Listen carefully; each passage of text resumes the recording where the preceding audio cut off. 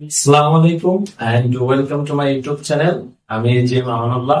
আমি বর্তমানে পড়াশোনা করছি খুলনা ইউনিভার্সিটির কম্পিউটার বিজ্ঞান ও প্রকৌশল ডিসিপ্লিনে। তো আজ আমি আলোচনা করব জৈব রসায়নের শুরুর দিকের প্রথম যে টপিকটা, অর্থাৎ জৈব যৌগের শ্রেণী বিভাগ নিয়ে।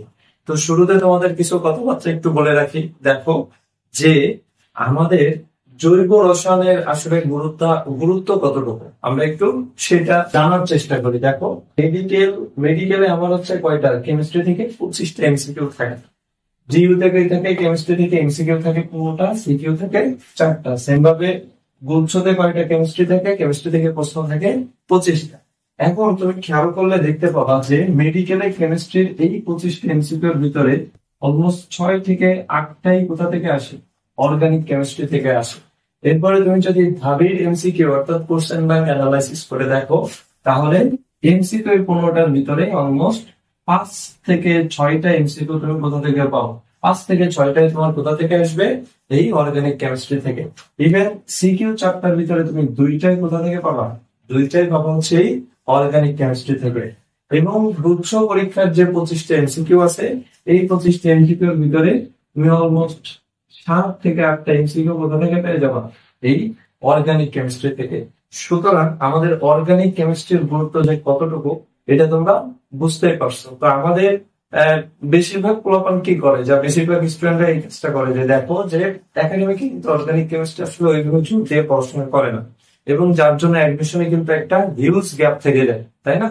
তো আমরা বেসিক্যালি তোমার কি করব, যে এই অর্গানিক কেমিস্ট্রি পুরা অর্থাৎ শুরু থেকে শেষ পর্যন্ত প্লে লিস্ট আকারে পুরো অধ্যায়টার ভিতরে দেওয়ার চেষ্টা করবো, এবং সাথে প্রতিটা টপিক শেষ হলে আমরা হচ্ছে কোশ্চেন ব্যাংকের অনেকগুলো প্রশ্ন, অলমোস্ট 200-র মতো প্রশ্ন আমরা সলভ করে দেবো। প্রতিটা টপিক শেষ হবে এবং সেই টপিক শেষ হইলে আমরা অনেকগুলো প্রশ্ন সলভ করব। তো তোমরা যারা অর্গানিক কেমিস্ট্রি আসলে ওইভাবে পড়াশোনা করোনি, বা যাদের অনেক দুর্বলতা আছে, তোমাদের ভয় পাওয়ার কোনো কারণ নেই। ইনশাল্লাহ তুমি যদি এই ভিডিওগুলো নিয়মিত দেখো এবং সে অনুযায়ী বাসায় পড়াশোনা করো, তাহলে তোমার একটা খুব মারাত্মক লেভেলের প্রিপারেশন ইনশাল্লাহ তুমি এই জায়গা থেকে পেয়ে যাবে। ঠিক আছে? যারা আমার ভিডিওটা নতুন দেখতেছো, তারা অবশ্যই আমার ইউটিউব চ্যানেলটা সাবস্ক্রাইব করে রাখবা, এবং পাশাপাশি লাইক এবং কমেন্ট করতে কিন্তু বলবা না।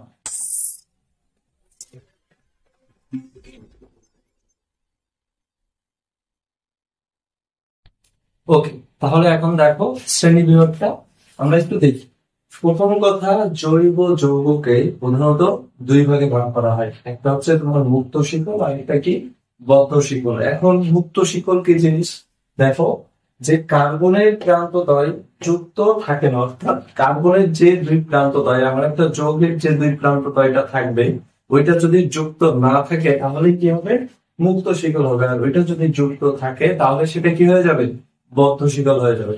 ওকে, এরপরে দেখো মুক্ত শিকল আবার হচ্ছে দুই ভাগে বিভক্ত, সেটা হচ্ছে সম্পৃক্ত আর অসম্পৃক্ত। সম্পৃক্ত কারা, দেখো যে সিঙ্গেল বন্ধধারী যে যৌগগুলা থাকবে তাদেরকে আমরা কি বলবো, সম্পৃক্ত যৌগ বলবো, এবং ডাবল অথবা ট্রিপল বন্ড জাতীয় যত যৌগ থাকবে তাদেরকে আমরা অসম্পৃক্ত যৌগ বলবো। আবার দেখো এই অসম্পৃক্ত যৌগকে আমার দুই ভাগে ভাগ করা হয়, একটা হচ্ছে তোমার অ্যালকিন আর একটা হচ্ছে অ্যালকাইন। কিভাবে, যদি ডাবল বন্ড থাকে তাহলে সেটা হবে হচ্ছে অ্যালকিন, যদি ট্রিপল বন্ড থাকে তাহলে সেটা হবে অ্যালকাইন। এখন দেখো সিঙ্গেল বন্ড থাকতে যে সম্পৃক্ত যৌগটা ছিল সেটাকে আমরা কি বলি, অ্যালকেন বলি। এখন এই অ্যালকেন, অ্যালকিন, অ্যালকাইন এই তিনটার একটা কি আছে, সাধারণ সংকেত আছে। সেই সাধারণ সংকেতটা কি কি, দেখো অ্যালকেনের সাধারণ সংকেত হচ্ছে CnH2n+2, অ্যালকিনের সাধারণ সংকেত CnH2n, অ্যালকাইনের সাধারণ সংকেত হবে CnH2n-2। তাহলে আমরা হচ্ছে মুক্ত শিকলের শ্রেণী বিভাগটা দেখে ফেললাম। আমি আবারও একবার রিপিট করতেছি, মুক্ত শিকল কোনগুলো, যাদের কার্বনের প্রান্তদ্বয় যুক্ত থাকে না, তারা হচ্ছে কি মুক্ত শিকল। মুক্ত শিকলকে প্রথমত দুই ভাগে ভাগ করা হয়, সম্পৃক্ত, অসম্পৃক্ত। সম্পৃক্ত মানে কি, সব সিঙ্গেল বন্ড থাকবে, যাদেরকে আমরা অ্যালকেন বলবো। আর অসম্পৃক্ত মানে কি, ওইখানে ডাবল বন্ড অথবা ট্রিপল বন্ড থাকবে। যদি ডাবল বন্ড থাকে তাহলে সেটাকে আমরা অ্যালকিন বলবো, যদি ট্রিপল বন্ড থাকে তাহলে সেটাকে আমরা অ্যালকাইন বলবো। এখন অ্যালকেনের সাধারণ সংকেত কি, CnH2n+2। অ্যালকিনের সাধারণ সংকেত কি হবে, CnH2n, আর অ্যালকাইনের সাধারণ সংকেত হবে CnH2n-2। তাহলে এটা হচ্ছে আমার মুক্ত শিকলের শ্রেণী বিভাগ চলে গেল। এবার আমরা দেখবো হচ্ছে বদ্ধ শিকল। বদ্ধ শিকল কি, আবারও বলতেছি যে কার্বনের প্রান্তদ্বয় যদি পরস্পর যুক্ত থাকে তাহলে সেটা কি হয়ে যাবে, বদ্ধ শিকল হয়ে যাবে। এই বদ্ধ শিকলকে আমরা প্রধানত দুই ভাগে ভাগ করতে পারি, একটা হচ্ছে কার্বোসাইক্লিক আর একটা হচ্ছে হেটারোসাইক্লিক। কার্বোসাইক্লিক কোনগুলো, কার্বন অংশ নিয়ে বুঝতেছো, কার্বনের একটা ব্যাপার আছে, অর্থাৎ চক্রটি যদি কার্বন দ্বারা গঠিত হয়। দেখো এখানে চক্রটির উপরে কিন্তু আমি স্টার চিহ্ন দিয়ে রাখছি, মানে কি তোমার এখানে মূল বেসিক বা মূল ইম্পর্টেন্ট জিনিস কিন্তু এই চক্র। অর্থাৎ চক্রটা, যে চক্র বদ্ধ শিকলের যে চক্রটা থাকবে, ওই চক্রটা যদি কার্বন দ্বারা গঠিত হয়, অর্থাৎ ওই চক্রে কার্বন ছাড়া কোনো কিছুই থাকতে পারবে না, তাহলে সেটাকে আমরা কি বলবো, কার্বোসাইক্লিক যৌগ বলবো। হেটারোসাইক্লিক মানে কি, হেটারো মানেই কিন্তু ভিন্ন। তার মানে কি, চক্রটি যদি কার্বন ব্যতীত ভিন্ন পরমাণু, অর্থাৎ কার্বন তো আছেই, আর ওই চক্রে যদি কার্বনের পাশাপাশি আমার কি থাকে, ভিন্ন কোনো কার্বন ব্যতীত ভিন্ন কোনো পরমাণু থাকে, তাহলে সেটাকে আমরা কি বলবো, হেটারোসাইক্লিক যৌগ বলবো। এরপরে দেখো এই কার্বোসাইক্লিক যৌগকে আবার দুই ভাগে ভাগ করা হয়, সেটা হচ্ছে কি অ্যালিসাইক্লিক আর অ্যারোমেটিক। অ্যালিসাইক্লিক কোনগুলো, দেখো একটা কথাই তুমি মনে রাখবো, সেটা হচ্ছে সম্পৃক্ত বদ্ধ শিকল। সম্পৃক্ত মানে কি ভাই, আমি সম্পৃক্ত মানে জানি হচ্ছে সব সিঙ্গেল বন্ড থাকবে। বদ্ধ শিকল মানে কি, প্রান্তদ্বয় যুক্ত থাকবে, অর্থাৎ সিঙ্গেল বন্ড, চাকতিক সিঙ্গেল বন্ড যে যতগুলো যৌগ আছে সেই সকল যৌগকে আমরা কি বলবো, অ্যালিসাইক্লিক যৌগ বলবো। তাহলে দেখো আমরা এই যে নিচের চারটা আছে, এই চারটা নিয়ে বিস্তারিত আলোচনা দেখবো, আমরা জাস্ট হচ্ছে একটা হাইলাইটস দেখতেছি। তাহলে অ্যালিসাইক্লিক দেখো সম্পৃক্ত বদ্ধ শিকল, এই যে সম্পৃক্ত বদ্ধ শিকল, দেখো সবগুলো কার্বনের প্রান্তদ্বয় কি যুক্ত, চাকরিক বদ্ধ শিকল, এবং সবগুলোই কি আছে, সিঙ্গেল বন্ড আছে। যদি এরকম দেখো তাহলে সেগুলোই কি হবে, অ্যালিসাইক্লিক যৌগ হবে। অ্যারোমেটিক যৌগ কোনগুলো হবে, দেখো একান্তর দ্বিবন্ধন থাকবে। সব থেকে মেইন ইম্পর্টেন্ট জিনিস হচ্ছে এটা, একান্তর দ্বিবন্ধন, অর্থাৎ ওইখানে কি থাকবে, single bond double bond, single bond double bond. দেখো ব্যাপারটা হচ্ছে এইরকম, আমি এই জায়গাটা আরেকটু ক্লিয়ারলি দেখাই। একান্তর দ্বিবন্ধন বলতে তোমার বোঝাই এটা double bond single bond, double bond single bond. তুমি জানো এটা কিন্তু হচ্ছে বেনজিনের সংকেত। তারপরে এইখানে থাকবে কিভাবে, এইভাবে, অর্থাৎ দেখো একটা single bond double bond, single bond double bond. এই একান্তর বন্ধন জাতীয় যত যৌগ থাকবে সেগুলোকে আমরা কি বলবো, অ্যারোমেটিক যৌগ বলবো। এবং এই অ্যারোমেটিক আর অ্যালিসাইক্লিক যৌগ কিন্তু অবশ্যই কার্বোসাইক্লিক যৌগের ভিতরে থাকবে। ওকে, এবার আমরা দেখি হেটারোসাইক্লিক যৌগ কি, যে চক্রটা কার্বন ব্যতীত ভিন্ন পরমাণু দ্বারা যুক্ত থাকবে। এইটাকে আমরা আবার দুই ভাগে ভাগ করতে পারবো, হেটারো অ্যালিসাইক্লিক আর হেটারো অ্যারোমেটিক। এখন কথা হচ্ছে হেটারো মানেই কিন্তু তোমার চক্রে কার্বন ব্যতীত ভিন্ন পরমাণু থাকবে, আর অ্যালিসাইক্লিক মানে কি, আমরা মাত্রই দেখছি যে সম্পৃক্ত বদ্ধ শিকল। অর্থাৎ অ্যালিসাইক্লিক মানে হচ্ছে তোমার সিঙ্গেল বন্ড থাকবে এবং এটা বদ্ধ হবে, এবং হেটারো অ্যালিসাইক্লিক মানে কি বোঝাচ্ছে, যে ওইটা আসলে সিঙ্গেল বন্ড থাকবে, বদ্ধ শিকল হবে, কিন্তু চক্রে কার্বন ব্যতীত ভিন্ন কোনো একটা পরমাণু থাকবে, যার একটা উদাহরণ হচ্ছে এইটা, এটার নাম ইথিলিন অক্সাইড, আমরা পরে দেখবো। হ্যাঁ, তাহলে হচ্ছে এই যে দেখো মূল শিকলে কিন্তু আমার একটা ভিন্ন পরমাণু আছে, অক্সিজেন আছে, এবং এটা হচ্ছে একটা সিঙ্গেল সম্পৃক্ত যৌগ এবং সিঙ্গেল বন্ড দ্বারা গঠিত, যার জন্য এটা হচ্ছে হেটারো অ্যালিসাইক্লিক যৌগের ভিতরে চলে যাবে। এবার আসা হচ্ছে হেটারো অ্যারোমেটিক যৌগ।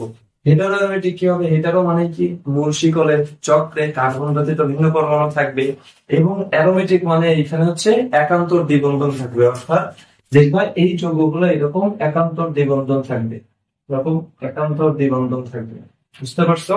তাহলে এই হেটারো অ্যারোমেটিক বলতে আবারও বলতেছি দেখো যে হেটারো অ্যারোমেটিক, হেটারো মানে আমার মূল চক্রে দেখো কার্বন ব্যতীত ভিন্ন পরমাণু থাকবে, আছে, আর যেহেতু এটা অ্যারোমেটিক তাহলে অবশ্যই একান্তর দ্বিবন্ধন থাকবে। তাহলে এই হচ্ছে আমার বেসিক্যালি ওভারঅল কি জৈব যৌগের শ্রেণী বিভাগ।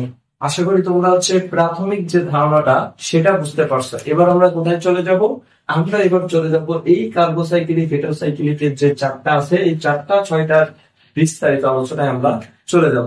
ঠিক আছে, ওকে।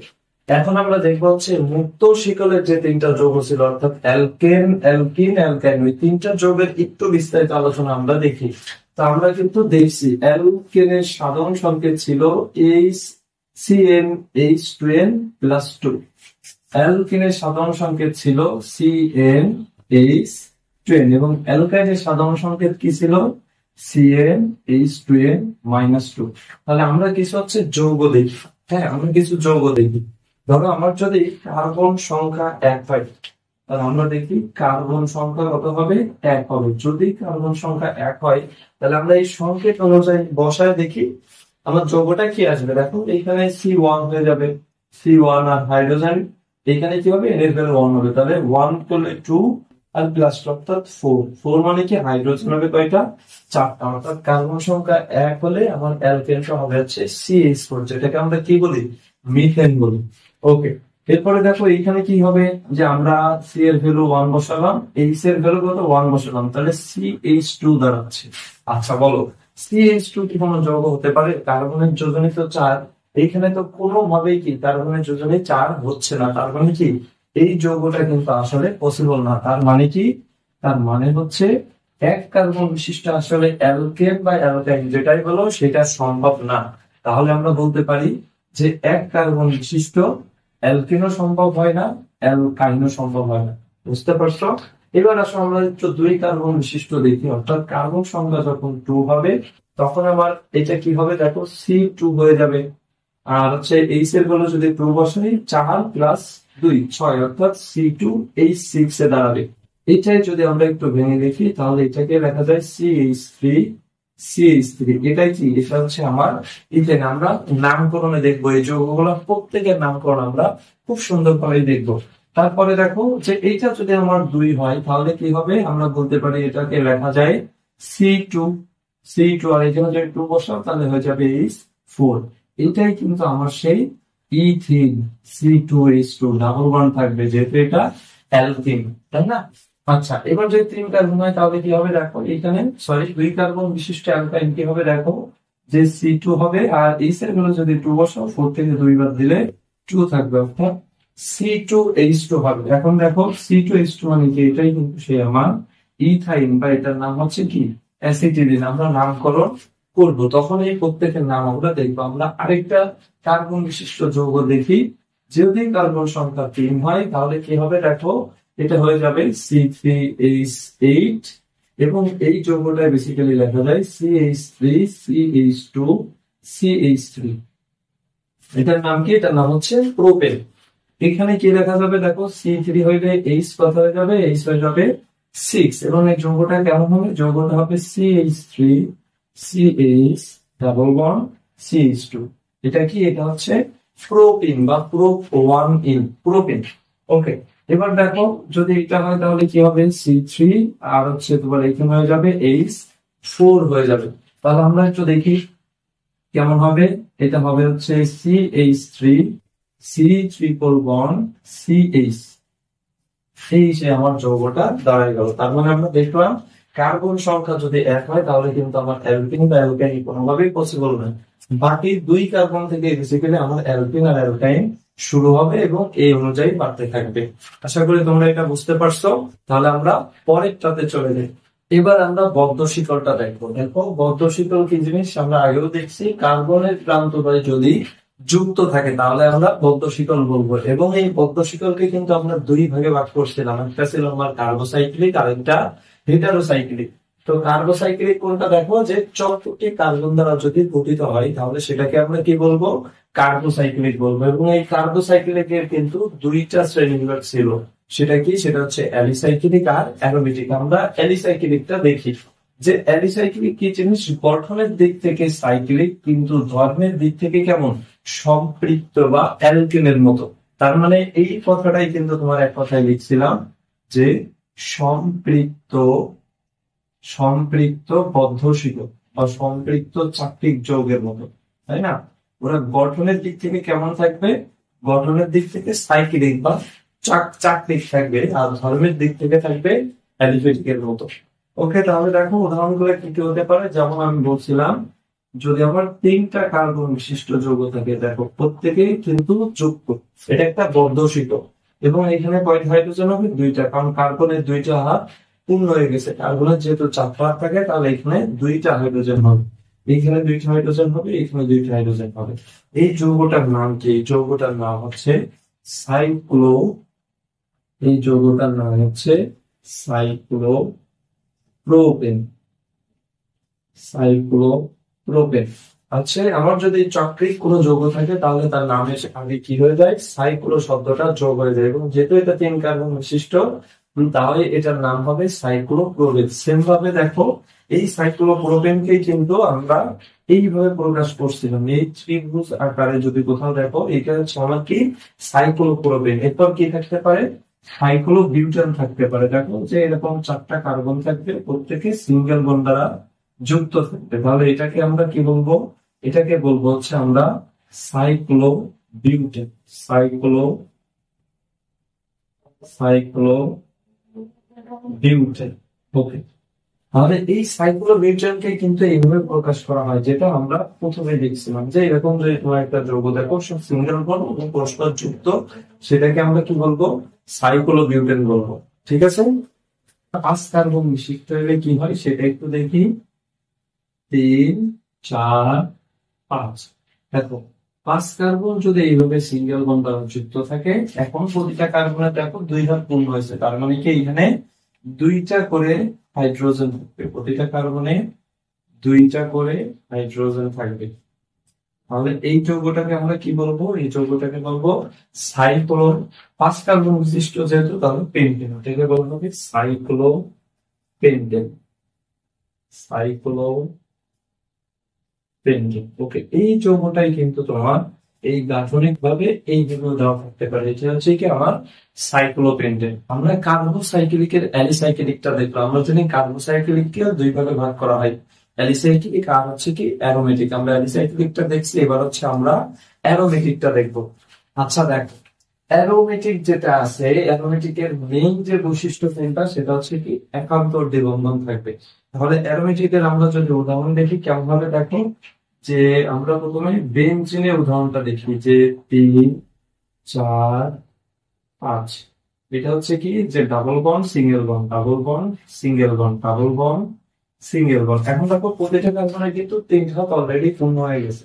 তাহলে এখানে কি থাকবে, একটা করে আমার হাইড্রোজেন দিলে কার্বনের 4 ভাগ পূর্ণ হয়ে যাবে। এই যৌগটাকে আমরা কি বলতেছি, এই যৌগটাকে আমরা বলতেছি বেনজিন। এই যৌগটাকে আমরা কি বলতেছি, বেনজিন বলতেছি। তাহলে দেখো বেনজিনে কিন্তু একান্ত দ্বিবন্ধন থাকে, যার জন্য এটা কোন শ্রেণীতে চলে যাবে, অ্যারোমেটিক শ্রেণীতে চলে যাবে। এবং এই বেনজিনটাকেই কিন্তু এইভাবে অনেক সময় লেখা হয়, দেখবা যে এইভাবে আর কি একান্ত দ্বিবন্ধন, এটাকে এভাবেও লেখা হয়, এটাকে এইভাবেও লেখা যায়। মাঝখানে দেখবে একটা গোল করে ডিমের মতো অংশ থাকে, তাই না? এই গোল কেন হয় এটা আমরা দেখবো ইলেকট্রন রেজোন্যান্স যখন করব, তখন আমরা এই গোলের পার্টটা দেখবো, যে কেন বেঞ্জিনের ভিতরে এরকম গোল হয়। ঠিক আছে, তাহলে আমরা পরের এক্সাম্পলটা দেখি। ওকে, এবার দেখো, এবার হচ্ছে আমরা দেখবো যদি কার্বন সংখ্যা 2টা, 3টা, 4টা, 5টা, 6টা, 7টা, 8টা, 9টা, 10টা। এবার দেখো আমরা কোনটা দেখবো, এবার আমরা দেখবো, আমরা হচ্ছে একটু ন্যাফথালিনের সংকেতটা দেখি। ন্যাফথালিন, দেখো এখানে প্রতিটা কি হবে, একটা করে হাইড্রোজেন হবে। তাহলে আমরা প্রত্যেকটা একটা করে হাইড্রোজেন দিয়ে দিব।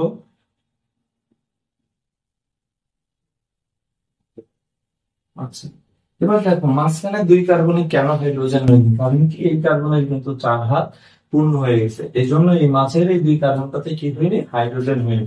এইটাকে কি বলা হয়, এইটাকে বলা হচ্ছে আমার ন্যাফথালিন।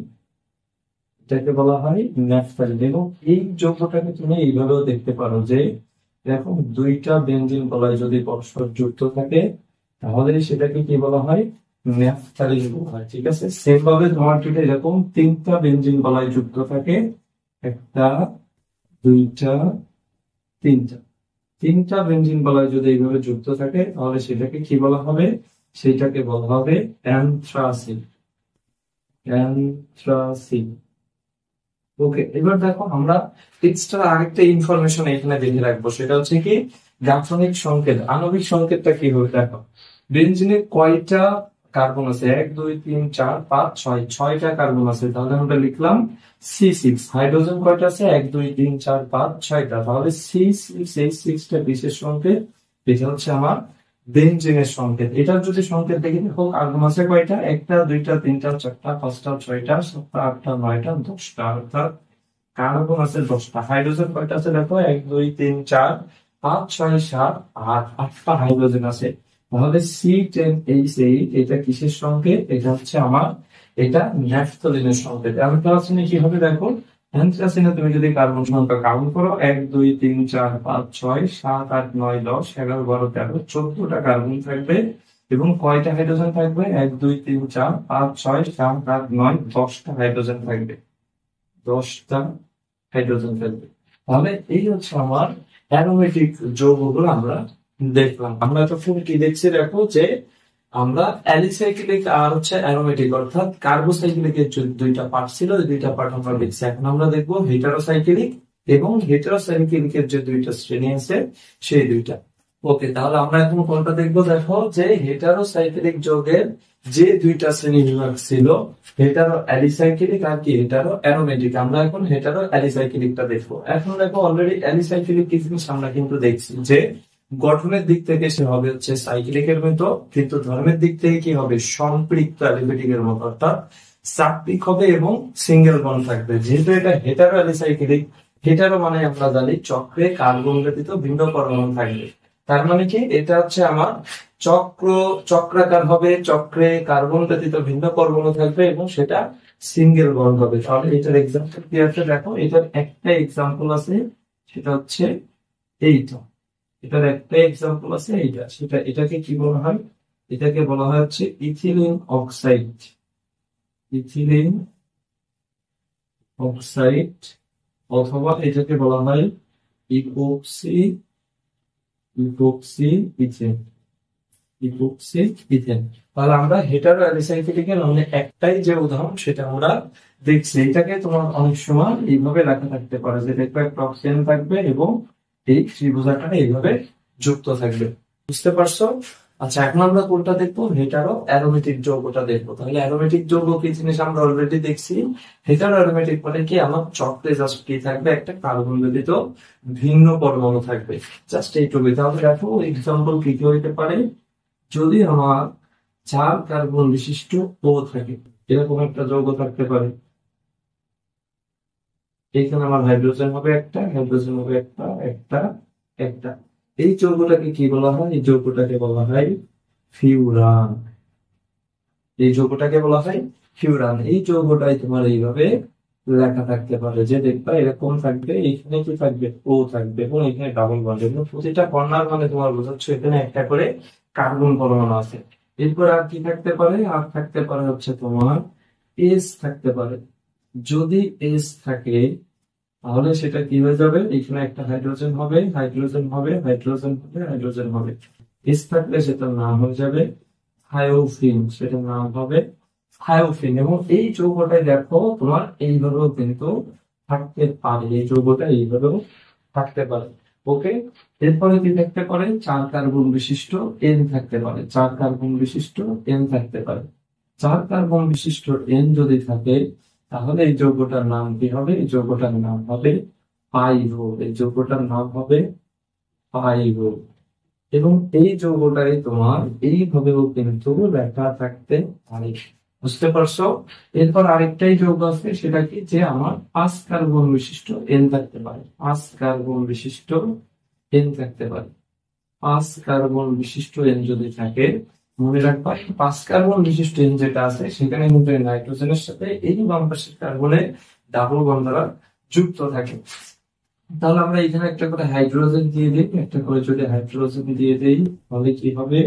এটা হয়ে যাবে হচ্ছে আমার পিরিডিন। অর্থাৎ 5 কার্বন বিশিষ্ট এন যদি থাকে তাহলে সেটা হবে পিরিডিন। এবং এইটা তোমার এইভাবেও কিন্তু থাকতে পারে, এটা এইভাবেও থাকতে পারে। ওকে, এখানে double bond double bond double bond. তাহলে আমরা হেটারো অ্যারোমেটিক যৌগের যে 4টা উদাহরণ আছে সেই 4টা আমরা দেখলাম। এখন দেখো এখানে তোমার হয়তো একটু সমস্যা হতে পারে, যে পাইরুল আর পিরিডিন দেখো দুইটাতে এন আছে। তাহলে আমরা 4 কার্বন বিশিষ্ট এন হইলে বলতেছি পাইরো, এবং 5 কার্বন বিশিষ্ট এন হইলে কি বলতেছি? পিরিডিন বলতেছি। তাহলে আমরা এটা কিভাবে মনে রাখবো? দেখো আমার হচ্ছে পাইরোল আর পিরিডিন শব্দে, দুইটা শব্দে আমার আকার রশ্মিকার বেশি আছে কোনটাই? পিরিডিনে। তাহলে পিরিডিনে আকার রশ্মিকার বেশি। এবং দেখো এটাতে 4 কার্বন, এটাকে 5 কার্বন, তাহলে আমার যেটাই কার্বন বেশি থাকবে ওইটাকে আমরা কি বলবো, পিরিজিন বলবো। কারণ এই দুইটা তোমার শব্দের ভিতরে আমার কি আছে, আকার রসিকার বেশি আছে হচ্ছে পিরিজিনে। আমরা চাই এটা এইভাবেও মনে রাখতে পারি। তা ওকে, এই ছিল হচ্ছে ওভারঅলি তোমার কি জৈব যৌগের শ্রেণী বিভাগের পুরা বিস্তারিত আলোচনা। আশা করি তোমরা সবাই এটা বুঝতে পারছো। এবং দেখো, যারা তোমরা আগে এই জৈব যৌগের শ্রেণী বিভাগ সহ তোমরা টোটাল জৈব যৌগটা ভালো করে করোনি, কোনো সমস্যা নেই। তুমি যদি কন্টিনিউয়াসলি এই ভিডিওগুলো দেখো, তোমার জৈব যৌগে ইনশাআল্লাহ কোনো সামান্য পরিমাণ সমস্যাও থাকবে না। এবং এই প্রতিটা টপিক শেষ হলে আমরা কিন্তু কি করবো, আমরা কিন্তু কোশ্চেন ব্যাংকের কিছু প্রশ্ন সলভ করবো। তখন তুমি বুঝতে পারবা ওই প্রশ্নগুলো সলভ করলে তোমার পুরো A to Z ক্লিয়ার হয়ে যাবে। এবং জৈব যৌগের প্রতি তোমার যদি কোনো ভীতিগ্রস্ত কোনো মন মানসিকতা থাকে, তাহলে অবশ্যই সেটা কি হয়ে যাবে, দূর হয়ে যাবে। তুমি একেবারে মানে যদি বাসায় একটা টিচার নিয়ে পড়ো, তুমি ঠিক যেরকম বুঝবা, আশা করি তুমি এই ভিডিওগুলো যদি দেখো, তোমার ঠিক ওই লেভেলের একটা প্রিপারেশন তোমার হয়ে যাবে। তো যারা ভিডিওটা আসলে নতুন দেখতেছো, তারা অবশ্যই ভিডিওটা সাবস্ক্রাইব করে রাখবা এবং কি কমেন্ট করে অবশ্যই তোমার মতামতটা জানিয়ে দিবা। তো আজকের ভিডিও এই পর্যন্তই থাকবে। এর পরবর্তী ভিডিও লেকচারে আবারও তোমাদের সাথে দেখা হবে। তো সেই পর্যন্ত সবাই ভালো থাকো, সুস্থ থাকো। আল্লাহ হাফিজ।